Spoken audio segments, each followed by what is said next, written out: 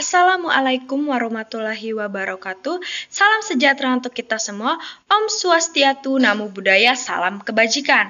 Perkenalkan semua, nama Ibu adalah Winona Elita Arta Tambunan.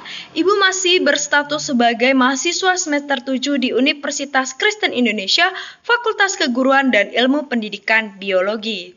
Di kali ini, video Ibu ini adalah bertema tentang materi protista. Di sini Ibu akan membahas materi protista yang membantu kamu semua untuk mempelajari tentang protista. Namun sebelumnya Ibu ingin menyampaikan sesuatu buat kalian semua yang lagi belajar di rumah atau melakukan pembelajaran secara online dan daring. Tetap semangat dan jangan lupa berdoa tentunya. Jikalau kalian ingin keluar rumah, kalian harus menggunakan masker dan tentunya kalian harus menjaga jarak. Karena kenapa? Ketika kalian melakukan hal positif untuk diri kalian sendiri, tentunya kalian akan menebarkan hal positif lainnya untuk orang lain.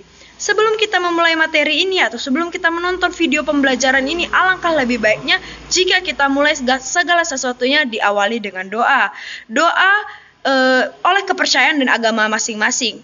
Untuk itu Ibu akan mulai doa, tundukkan kepala kalian dan berdoa dengan kepercayaan dan agama masing-masing. Berdoa mulai. Berdoa selesai. Nah, biar kita nggak nunggu lama-lama lagi, biar kita juga langsung aja mempelajari tentang materi protista ini, kita langsung aja ke materi protistanya dan kita pahami bagian-bagian tentang protista tersebut. Oke, kita masuk ke materinya dari protista ini. Tapi sebelum kita masuk ke materinya, ada dua hal juga yang harus kita ketahui atau dua hal juga yang perlu kita pahami. Di sini ada tujuan pembelajaran dan peta konsepnya. Kedua-duanya ini tuh bisa jadi arahan kita untuk pelajari protista. Tapi yang pertama kali bakal kita bahas adalah tujuan dari pembelajaran protista ini sendiri. Apa yang harus kalian capai di tujuan. Oke, kemudian kita masuk ke tujuan pembelajaran. Ini adalah tujuan pembelajarannya, di mana di sini kita bakal melihat bagian-bagiannya, tujuan apa aja yang pengen kita capai di materi protista ini. Yang pertama adalah siswa mampu menjelaskan tentang protista. Di sini Ibu harap kalian bisa menjelaskan protista setelah menonton video pembelajaran protista ini. Yang kedua, siswa mampu menyebutkan klasifikasi protista. Yang ketiga, siswa mampu menjelaskan tentang protista mirip hewan. Yang keempat, siswa mampu menjelaskan protista mirip tumbuhan. Yang kelima, siswa mampu menjelaskan protista mirip jamur. Dan yang terakhir adalah siswa mampu menjelaskan peranan protista itu sendiri. Jadi ini ada 6 tujuan pembelajaran yang bisa kita capai, yang harus dicapai ketika kita menonton atau mempelajari video pembelajaran tentang materi protista ini. Nah, ini adalah peta konsep. Jadi peta konsepnya ini tuh ya kita kenal peta konsepnya dulu yang kita pakai buat kita paham bagian-bagian mana aja yang mau kita pelajari dari materi protista ini. Jadi ini ada peta konsepnya, kita langsung aja ke peta konsepnya. Nah, ini adalah peta konsepnya. Jadi di sini ada protista. Protista ini apa yang bakal kita bahas dulu, apa itu protista, ciri-cirinya, klasifikasinya. Baru kita masuk ke bagian protista mirip hewan, protista mirip tumbuhan, dan protista mirip jamur serta peranan dari protista itu sendiri. Jadi kita bakal bahas yang pertama adalah protista itu sendiri. Nah, jadi ini kita masuk, ayo mengenal protista. Kalau kata orang-orang nggak kenal maka nggak sayang. Sama, kalau nggak kenal protista nggak bakal tahu apa itu protista. Jadi protista itu adalah kelompok mikroorganisme eukariotik yang mempunyai ciri-ciri morfologi dan fisiologi mirip dengan hewan, tumbuhan, atau fungi. Ingat, dia eukariotik.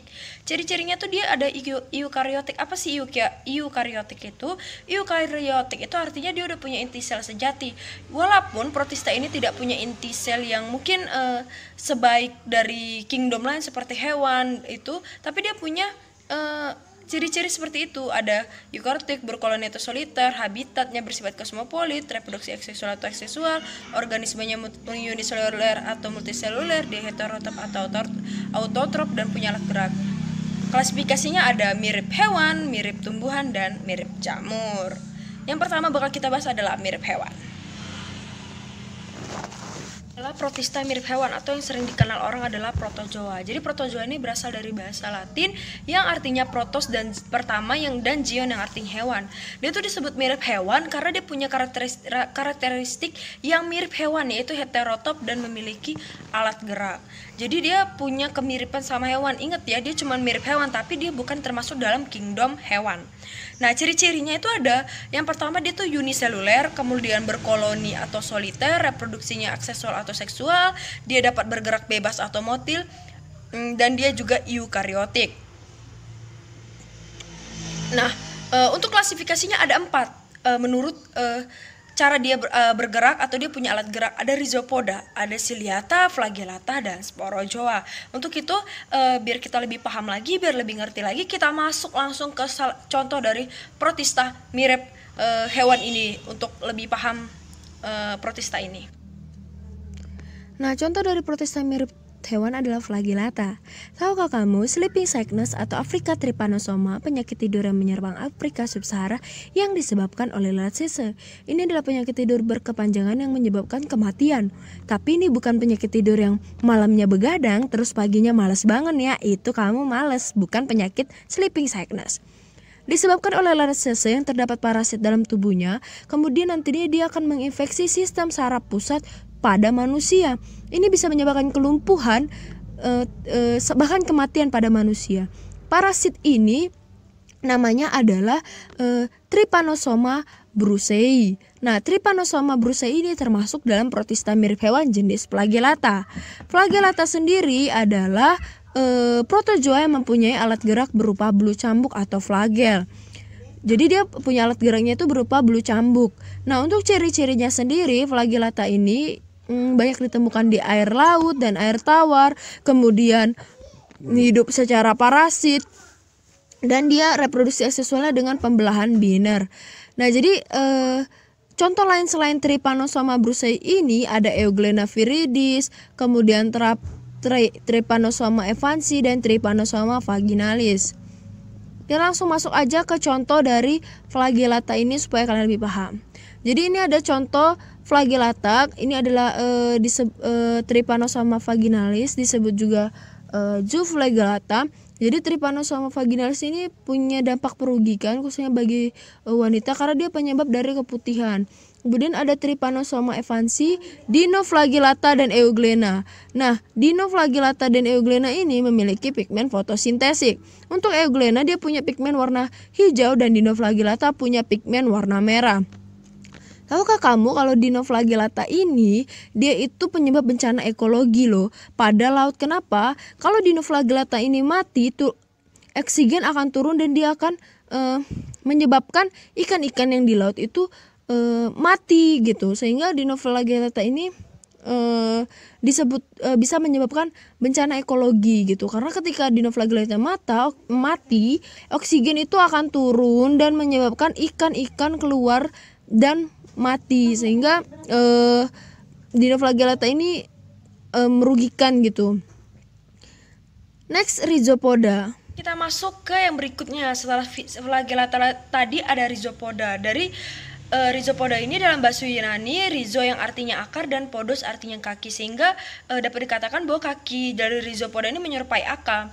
Nah, ciri-cirinya yang pertama dia alat geraknya Pesiopodia atau kaki semu. Kemudian dia punya habitat di air tawar, air laut, daerah lembab, dan ada juga yang menjadi parasit. Untuk reproduksinya sendiri dia itu secara seksual yaitu pembelahan biner. Dan dia memiliki vakuola makanan dan juga vakuola kontraktil. Bisa dilihat di gambar. Jadi dia punya vakuola makanan, vakuola kontraktil, tentunya ada pesiodopodianya gitu. Ini contohnya ya. Kemudian ini amuba. Selain amuba ada juga contoh lain, ada Arcella, kemudian Radiolaria, dan Foraminifera.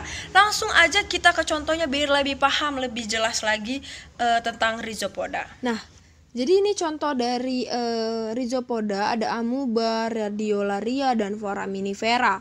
Pada amuba, pseudopodianya tuh besar sehingga dia disebut lobodia. Kemudian pada Radiolaria dan Foraminifera, pesiopodianya tuh tipis dan panjang seperti filamen sehingga disebut filopoda.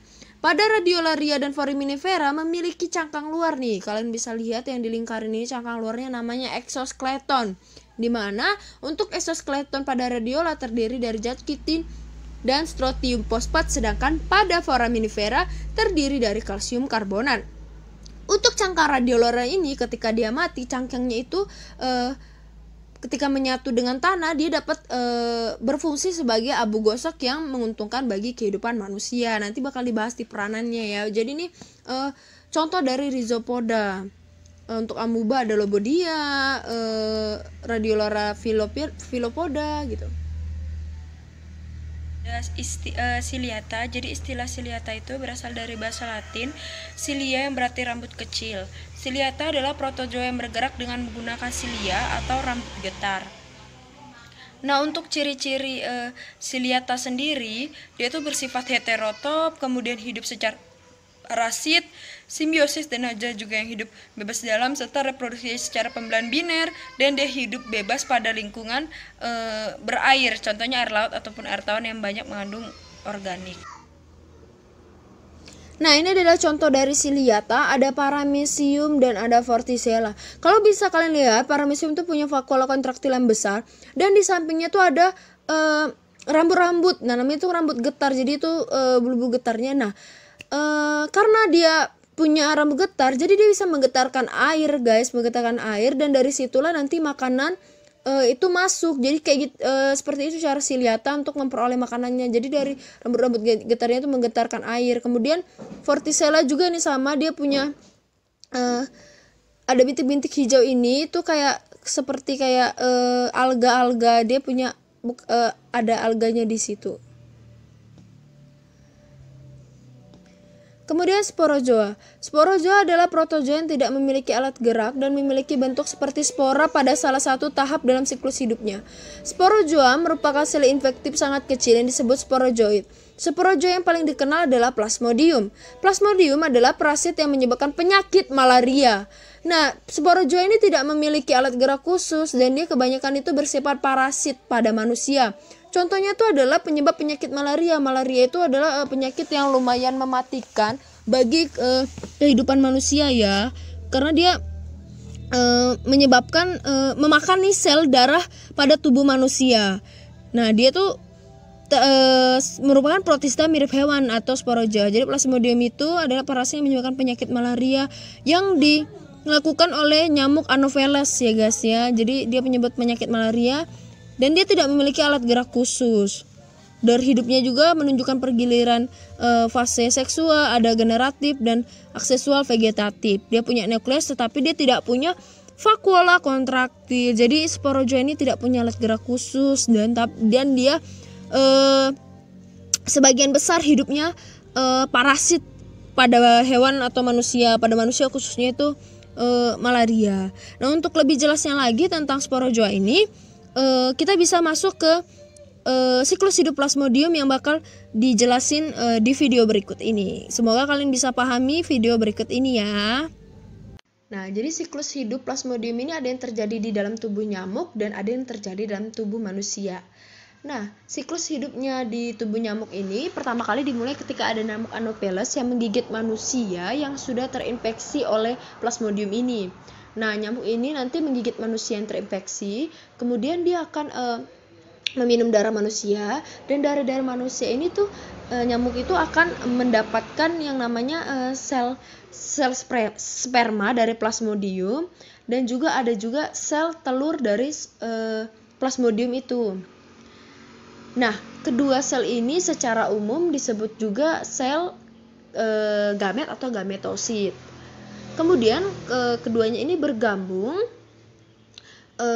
akan bergabung kemudian menghasilkanlah yang namanya zigot. Dan di zigot ini nantinya kemudian akan berkembang lagi menjadi sel oosit. Jadi dari zigot kemudian berkembang lagi menjadi sel oosit. Di dalam sel oosit ini akan terjadi pembelahan yaitu pembelahan secara meiosis. Nah, sehingga dari oosit yang tadinya bersifat haploid N bergabung menjadi zigot yang bersifat 2N, dan oosit ini juga 2N. Kemudian oosit ini akan terjadi pembelahan meiosis yang akan menghasilkan spora. Nah, jadi yang warna hitam ini spora atau sporozoid gitu. Nah, sporozoid ini karena merupakan produk dari meiosis, jadi dia itu adalah bersifat haploid.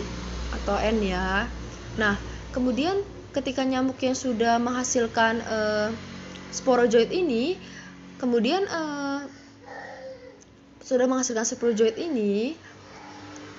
nah nanti sporozoid ini akan tersimpan di dalam kelenjar air liur nyamuk, dan ketika nyamuk itu menggigit manusia yang lain, nah sporozoid ini akan masuk ke dalam aliran darah manusia dan akan dia menuju ke organ hati. Jadi yang seperti love ini ada hati biar gampang ya. Kemudian sporozoid warna hitam dalam tubuh ini akan terbawa darah dan menginfeksi hati.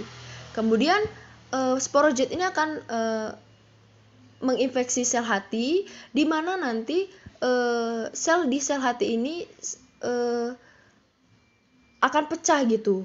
Kemudian akan melepaskan sel-sel sporozoid. Nah, ini yang akan melepaskan sel-sel merozoid.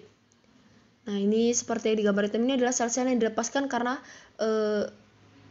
pecah tadi. Kemudian merozoid ini akan terbawa oleh aliran darah dan akan bertemulah oleh sel darah merah. Jadi merozoid ini akan masuk ke dalam sel darah merah dan akan membelah di dalam sel darah merah. Kemudian sampai merozoid tersebut berkembang di dalam sel darah merah. Nah, berkembang di dalam sel darah merah sampai dia di dalam sel darah merah itu akan pecah. Jadi kemudian dia akan melepaskan merozoid tadi. Dan merozoid tadi akan menginfeksi sel darah merah lain, seperti yang dilihat dia akan menginfeksi sel darah merah lain. Tapi merozoid yang terbentuk di dalam sel darah merah ini, sebagian dia akan berkembang lagi menjadi sel gamet dan sel telur. Nah, yang balik lagi yang ke tadi, dia akan membentuk, dan ketika ada nyamuk yang menggigit orang yang telah perkembangan plasmodium sampai tahapan yang gametos ini, dia akan memulai siklus hidup yang baru. Nah, yang terjadi terhadap manusia ketika siklus ini terjadi, dia akan menyebabkan kerusakan sel-sel terhadap hati dan sel-sel darah merah. Dan ini yang akan menyebabkan berbagai jenis gejala, terutama adalah gejala yang sering terjadi adalah gejala demam, dan demam ini beserta gejala-gejala lain akan menyebabkan komplikasi atau menyebabkan kematian pada manusia. Kita masuk ke protista mirip tumbuhan, ganggang atau alga. Nah, jadi di sini bisa kalian lihat di sini ada apa nih yang warna merah, itu adalah agar-agar ya, agar-agar yang kenyal, yang enak, yang jadi kesukaan semua orang. Tahu nggak sih kamu apa bahan olahan dari agar-agar ini sebenarnya, dan asal dari agar-agar ini sendiri itu dari mana gitu. Nah, jadi agar-agar ini tuh merupakan karbohidrat yang diolah dari rumput laut atau alga. Nah, alga atau rumput laut ini termasuk dalam protista mirip tumbuhan. Apa sih protista mirip tumbuhan itu? Protista mirip tumbuhan merupakan anggota kingdom protista yang memiliki ciri menyerupai tumbuhan. Ingat, menyerupai, bukan sama. Nah, kenapa sih sebenarnya protista itu disebut mirip tumbuhan? Karena mereka tuh dapat membuat makanan sendiri dengan cara fotoautotrop. Nah, bisa kalian lihat di gambar, ini adalah alga. Jadi dia tuh punya substan gitu guys yang menyangganya. Dia tuh serupa kayak akar, namanya tuh halves. Kemudian ada yang sama atau mirip sama kayak batang, namanya stap, dan mirip daun, namanya blade. Jadi mereka tuh cuman mirip. Nah, protista mirip tumbuhan tuh berbeda dengan tumbuhan karena tidak memiliki akar, batang, dan daun sejati. Mereka hanya mirip akar, mirip batang, dan mirip daun. Hanya mirip tapi tak sama gitu. Ini pengertian dari protista mirip tumbuhan. Next, kita masuk ke ciri-ciri protista mirip tumbuhan. Jadi dia punya ciri-ciri. Pertama, dia reproduksinya secara seksual dan reproduksi aksesual. Untuk seksualnya secara ogami dan isogami. Kemudian dia merupakan organisme uniseluler, tapi ada juga yang multiseluler. Untuk uniselulernya berbentuk benang atau pita, untuk multiselulernya berbentuk lembaran, dan dia hidup di perairan tempat lembab kebanyakan. Jadi ciri-ciri protista mirip tumbuhan ini seperti yang di pohon ini, itu ciri-ciri dari protista mirip tumbuhan ya. Kemudian kita masuk ke klasifikasi protista mirip tumbuhan. Jadi ada 5 nih di sini klasifikasinya. Ada chlorophyta, phaeophyta, rhodophyta, chrysophyta, dan euglena Euglenophyta. Jadi ini klasifikasi protista mirip tumbuhan yang punya ciri-ciri dan pigmen dominan masing-masing. Kenapa dia bisa warna hijau, kenapa dia bisa warna coklat, merah, dan sebagainya. Nah, ini adalah Chlorophyta atau alga hijau. Jadi sesuai namanya, Chlorophyta ini memiliki tubuh berwarna kehijauan.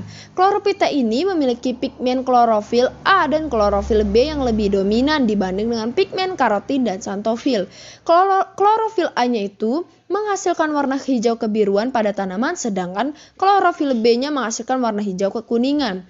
Untuk Chlorophyta ini sendiri memiliki bentuk yang ragam, ada bintang, mangkok, dan spiral. Sebagian besar hidupnya di air tawar dan ada juga yang, di lingkungan yang lembab. Jadi Chlorophyta ini alga hijau. Lihat aja contoh gambarnya. Dia punya pigmen klorofil A dan klorofil B yang lebih dominan, atau dia punya pigmen warna hijau yang lebih dominan tentunya. Kemudian contoh Chlorophyta antara lain adalah Ulva sp, Spirogyra sp, dan Volvox. Nah, Ulva sp ini bisa dilihat, ini adalah multiseluler. Kemudian sering disebut juga dengan rumput laut. Jadi kemudian Spirogyra sp dia berkoloni dan Volvox sp juga berkoloni. Ini adalah contoh dari Chlorophyta, bisa dilihat warnanya juga hijau. Kemudian dia multiseluler dan sering disebut dari Chlorophyta ini adalah rumput laut. Kalau kalian tahu spirulina untuk masker itu, ini juga berasal dari Chlorophyta. Next, Phaeophyta atau alga coklat. Jadi Phaeophyta ini termasuk dalam kelompok alga coklat yang memiliki pigmen phycosantrin. Nah, yang lebih dominan nih ketimbang klorofil A, klorofil C, atau karotonin. Dia tuh bersifat multiseluler, sebagian besar hidupnya di laut, kayak yang di gambar sebelah ini. Itu dia hidupnya di laut, kemudian reproduksinya secara aksesual dengan membelah diri dan menghasilkan zoospora atau secara fragmentasi. Nah, secara seksualnya dengan menghasilkan gamet jantan dan betina. Jadi Phaeophyta alga coklat ini memiliki pigmen phycosantrin atau coklat yang lebih dominan, dan kebanyakan dia ini hidupnya ditemukan di laut. Mungkin di pokoknya yang perairan lah, yang seperti di laut gitu ya. Nah, reproduksinya itu secara aksesual atau seksual. Untuk contohnya kita bisa lihat contoh alga coklat itu ada Laminaria sp, Fucus sp, dan Macrocyti. Untuk Macrocyti itu dia punya klep atau dia punya kayak tumbuhnya tuh tinggi banget atau besar yang ada di kedalaman laut biasanya. Kemudian ada Fucus sp dan Laminaria, ini semuanya rata-rata dia hidupnya di dalam laut atau di laut gitu, dan semua contohnya ini adalah termasuk multiseluler. Next, Rhodophyta atau alga merah. Rhodophyta ini punya pigmen phycoerythrin yang lebih dominan, yaitu warna merah ketimbang karotin, klorofil, dan lain-lain. Nah, Rhodophyta ini bersifat multiseluler dan makrokopis. Nah, reproduksinya juga secara aksesual atau seksual. Kalau aksesualnya dia membentuk tetraspora, dan secara seksualnya dengan gamet jantan dan betina. Alga merah ini biasanya dimanfaatkan sebagai bahan makanan dan pembuatan kosmetik. Kalau kalian suka banget makan makanan Jepang, kalau kalian kenal sama sushi dan lain-lain, pasti kalian tahu dia tuh dari Rhodophyta. Contoh Rhodophyta itu ada contoh Rhodophyta dari alga merah ini adalah Gracilaria sp, Bone Maisonia, dan Porifera. Kalau untuk Bone Maisonia itu dia berkoloni tapi berbentuk filamen. Nah, Porifera kalau kalian dengar nori itu biasanya yang biasa dimakan bareng sushi. Itu berasal dari alga merah atau Rhodophyta, yaitu dari Porifera. Jadi nori-norinya itu. Next, Chrysophyta atau alga emas. Sesuai dengan nama alganya, pasti dia punya pigmen emas atau warna keemasan yang lebih dominan, yaitu berupa karotin dan phycosantrin. Selain itu juga dia memiliki klorofil walaupun tidak sebanyak phycosantinnya ya. Kemudian reproduksi seksualnya dilakukan dengan peleburan gamet. Untuk Chrysophyta ini dikelompokkan menjadi 3 nih. Ada Xanthophysae dengan warna hijau kekuningan, Chrysophysae coklat keemasan, dan Basilariopisae dengan warna kuning kecoklatan. Jadi dia yang pokoknya dia identik dengan warna yang emas-emas atau kuning campur apa gitu, yang memang pigmennya itu akan menghasilkan warna emas, sehingga dia disebut dengan alga emas gitu. Untuk contohnya kita lihat lebih jelas lagi. Nah, jadi ini contoh Chrysophyta, dia ada dinobrion, ada Ochromonas. Nah, untuk dinobrion ini satu selnya membentuk koloni, sedangkan untuk Ochromas ini bersifat uniseluler. Bisa dilihat warnanya kuning keemasan. Kemudian masuk ke Euglenophyta atau alga bintik mata merah. Euglenophyta ini merupakan kelompok protista yang bisa dibeli mirip hewan dan tumbuhan. Kenapa bisa bisa dikatakan begitu? Karena kalau dia mirip tumbuhan, dia itu punya pigmen dominan yaitu klorofil A, B, dan karotin. Sedangkan kalau dia mirip hewan, dia punya alat gerak berupa flagel yang keluar dari selnya.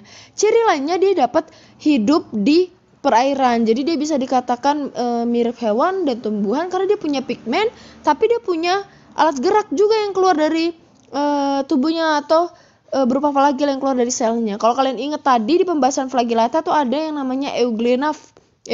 Nah, ini contoh dari Euglenophyta ini adalah Euglena viridis. Dia punya pigmen nih. Kalian bisa lihat dia ada pigmen kloroplas, tapi di dalam selnya dia punya alat gerak yang sama dengan flagel gitu. Jadi dia ya bisa dikatakan mirip-mirip tumbuhan dan hewan. Waktunya kita quiz time.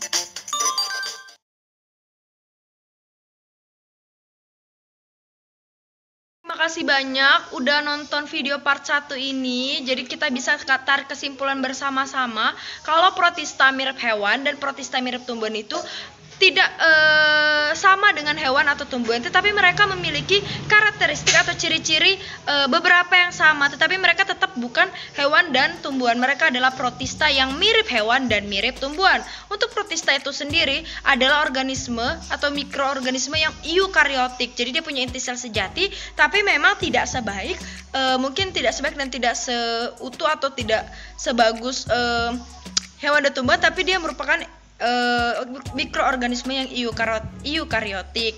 Nah, untuk itu terima kasih udah nonton video part 1 ini. Jangan lupa nonton video part 2-nya. Bakal ada dibahas lagi tentang protista mirip jamur dan peranan protista. Kenapa penting ditonton? Karena biar kalian lengkap dan lebih paham lagi tentang protista. Thank you for watching.